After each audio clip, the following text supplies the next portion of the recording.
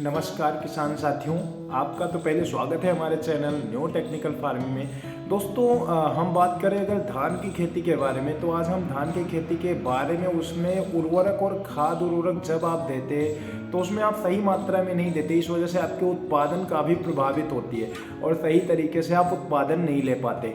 तो आज हम मुख्य रूप से खाद और उर्वरक के बात में करेंगे कि कैसे आप धान में सही मात्रा में खाद और उर्वरक का प्रयोग करके एक अच्छा उत्पादन ले सकते हैं। और बात की जाए तो खरीफ की मुख्य फसल धान है और भारत में आधा से ज़्यादा भूमि पे धान की खेती की जाती है। कई जगह पे तो तीन तीन फसलें धान की ली जाती हैं, वहाँ उनका मुख्य फसल ही धान है। तो इससे अगर किसान ज़्यादा से ज़्यादा उत्पादन करना चाहता है और आत्मनिर्भर बनना चाहता है धान की खेती को लेके, तो आज बहुत ही बढ़िया जानकारी मैं आपको दूंगा।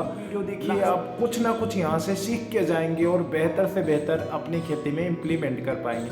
तो चलो शुरू करते हैं दोस्तों। अगर हम धान, फास्फोरस और पोटाश ये तीनों मुख्य उर्वरक के रूप में प्रयोग किए जाते हैं। इसके अलावा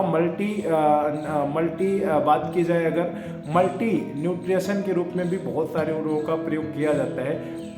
माइक्रो न्यूट्रिएंट की बात की जाए तो इसमें जिप्सम, जिंक और इसके अलावा सल्फर, ये सारी चीज़ें बहुत ज़रूरी होती है, क्योंकि अमोनियम सल्फेट के रूप में धान का पौधा जो है वो ग्रहण करता है। ज़्यादा से ज़्यादा इसकी जो जड़ें होती है अमोनियम सल्फेट के रूप में, यानी कि अमोनियम सल्फेट को ही ज़्यादा ग्रहण करने की क्षमता होती है। धान को सल्फर की आवश्यकता ज़रूरी है, क्योंकि अगर धान में सल्फर नहीं मिलता है तो उतना अच्छी तरीके से हमारे पौधों को ग्रोथ नहीं दे सकती है। तो अगर आप जल्दी पकने वाली यानी अर्ली वैरायटी की बात की जाए तो जल्दी पकने वाली धान लगाती है तो उसमें 24 किलोग्राम नाइट्रोजन, 24 किलोग्राम फास्फोरस और 24 किलोग्राम पोटाश का प्रयोग कर सकते हैं। इसकी पूरी मात्रा को आप जमीन में जुताई के टाइम पे ही डालकर प्रयोग करें तो ज़्यादा बेहतर होता है। इसके बाद जब कल्ले निकल रहे हों तो उस टाइम आप 20 या 25 किलो प्रति एकड़ के हिसाब से टॉप ड्रेसिंग के रूप में, यानी कि पौधे के ऊपर छिड़काव कर सकते हैं।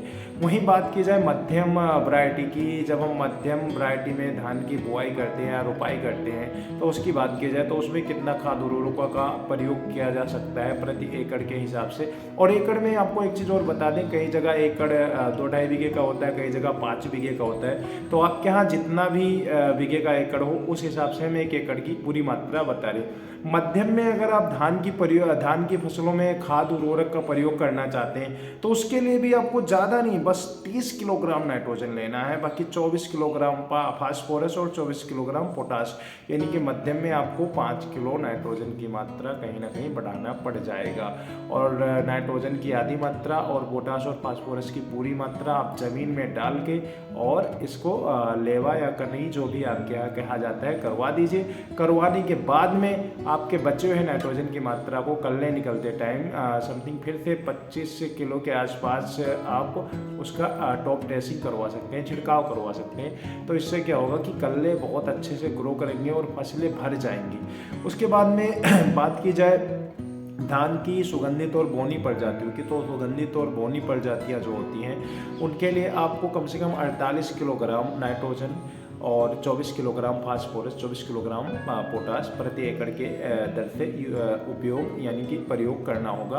और नाइट्रोजन की जो मात्राएं हैं उसको पूरी, और पोटाश और फास्फोरस की मात्राओं को डालकर जुताई के टाइम पे ही डाल दें। और नाइट्रोजन की जो 48 किलो मात्रा उसको आप 4 भागों में डिवाइड कर सकते हैं।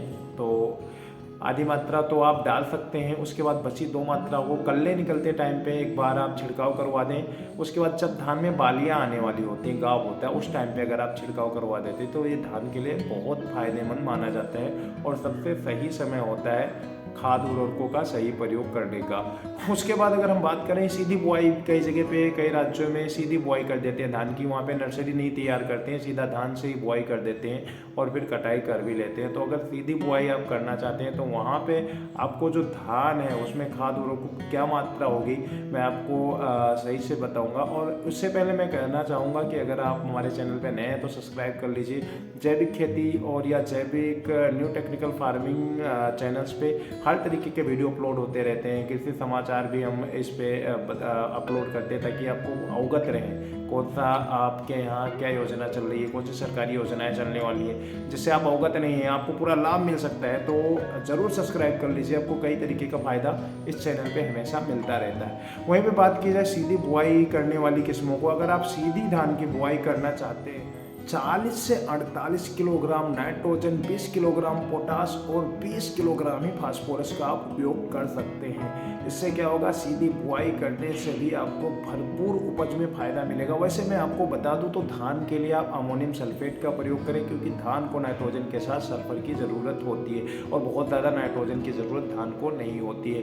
तो अमोनियम सल्फेट में 21% ही नाइट्रोजन पाया जाता है, बाकी सल्फर की मात्रा पाया जाता है, जो हमारे धान के फसलों के लिए बहुत उत्तम माना जाता है। इसके अलावा आप जिंक का प्रयोग जरूर करें धान की खेती में, क्योंकि जिंक का प्रयोग करने से जो हमारे धान की खेत में खैरा रोग आने का डर होता है वो खत्म हो जाता है, निश्चिंत हो जाता है किसान, क्योंकि जिंक की कमी से ही धान में खैरा रोग आता है और खैरा रोग आने से बहुत ज़्यादा नुकसान हो जाता है। तो दोस्तों वीडियो कैसे लगी ज़रूर कमेंट बॉक्स में लिख के बताइएगा और चैनल को सब्सक्राइब करना मत भूलिए, क्योंकि हम सभी तरीके के अपडेट्स इस चैनल पे लाते रहते हैं, चाहे वो न्यूज हो एग्रीकल्चर से संबंधित, चाहे वो कोई बढ़िया फार्मर हो जिन्होंने बहुत ज़्यादा पैसा कमाया हो, एक अच्छा बिजनेस या धंधा एग्रीकल्चर से रिलेटेड, चाहे वो फिर आपके उन्नत तरीके की खेती करने का तरीका बता रहा हूँ या जैविक खेती से संबंधित कोई जानकारी हो, तो इस चैनल पे आते रहते हैं। और आपको किस तरीके का वीडियो चाहिए अभी हाल फिलहाल में आप कमेंट करिए, ज़रूर हम उस पर वीडियो बनाएंगे। तब तक फिर मिलेंगे। सभी किसान साथियों को जय हिंद, जय भारत।